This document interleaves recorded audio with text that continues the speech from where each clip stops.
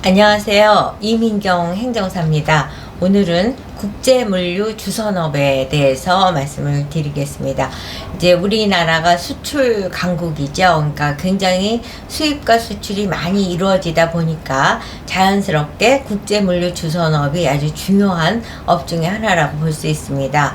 그리고 이제 화물 운송 주선업을 등록을 할 때는 필수적으로 국제물류 주선업이 있어야 됩니다. 그렇기 때문에 화물 운송 주선업과 국제물류 주선업은 이제 쌍둥이 업이다 뭐 해도 과언이 아닐 정도로 두 개가 같이 등록이 돼야 되는데, 우선 국제물류 주선업에 대해서 말씀을 드리면 물류정책 기본법에 따라서 이제 그거에 근거해서 등록을 하게 되는데, 거기에 뭐라고 정의되어 있냐면, 자기 명의와 계산으로 타인의 물류 시설을 갖고 장비 등을 이용하여 수출입 화물의 물류를 주선하는 사업이다. 그러니까 남의 물건을, 남의 시설을 활용해서 중개하는 이제 이동시켜주는 그런 업이다 보니까 그 물류에 대한 책임이 굉장히 무겁다고 볼 수 있죠. 우리가 수출을 하기 위해서 많은 물품이 물류에 의존해서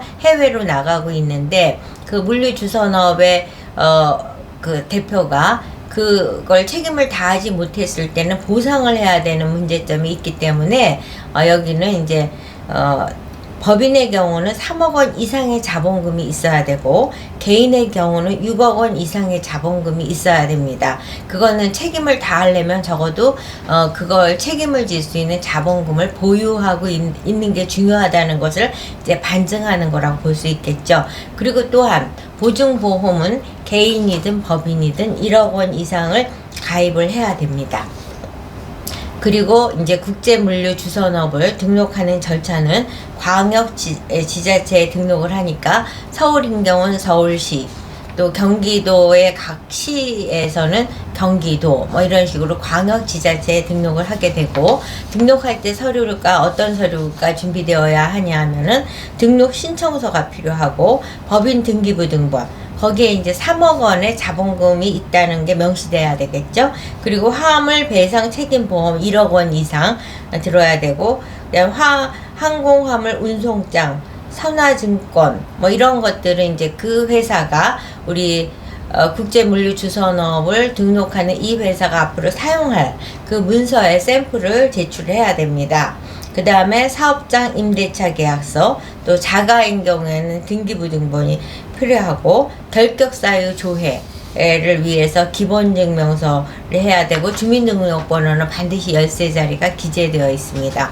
그리고 법인 대표가 외국인인 경우 아주 까다롭습니다. 사실 저희가 여행업이라든가 이 국제물류 주선업에 있어서 대표나 임원이 외국인이다 그러면 아예 의뢰를 안 맡을 정도로 외국인이 포함이 되어 있을 때는 까다로운 절차를 밟게 되는데, 왜 까다로운 절차라고 말씀을 드리냐면은 해당 외국인은 범죄 경력 증명서를 자신의 본국에서 받아서 그 문서를 이제 영어나 국문으로 번역을 한 다음에 공증을 받아야 됩니다. 그 나라에서 공증을 받고 다시 또 이제 우리 영사관에서 도장을 받아서 제출을 해야 되기 때문에 그 절차, 어려운 절차, 그리고 또 범죄 사실 확인을 한다는 부분이 되게 부담스럽기 때문에 그 문서를 확보하는 게 그렇게 쉬운 일이 아니라고 보시면 될 겁니다. 그리고 외국인 투자 기업인 경우는 외국인 투자 기업 등록증을 이미 갖고 계신 기업만이 가능하다고 볼 수 있죠. 여기서 이제 결격사유라는 것이 굉장히 중요하기 때문에 그 서류가 내국인이든 외국인이든 중요한데, 내국인인 경우에는 이제 기본증명서를 발급해서 제출하면 접수받는 광역지자체에서 확인이 가능합니다. 근데 외국인은 그게 확인이 가능하지 않으니까 본국에서 범죄 사실이 없다는 것을 입증하는 서류를 받고, 그거를 본국에서 공증을 받고, 또 아포스틸 협정국이 경우 이제 아포스틸을 받아서 제출을 해야 되는 이런 것이 필요한 거죠. 이렇게 해서 접수를 했을 경우에는 법적으로는 10일 이내에 이제 발급이 되어 있는데, 사실은 제출하는 서류 중에 미흡한 서류가 있어서 보완이 발생되는 경우들이 종종 있기 때문에 그 10일보다는 더 많이 걸리는 사례도 있다는 점, 또한 뭐 완벽하게 서류가 준비되셨다 하면은 그 이전 단계에 발급이 될 수도 있다는 점 유념하시면 되겠습니다.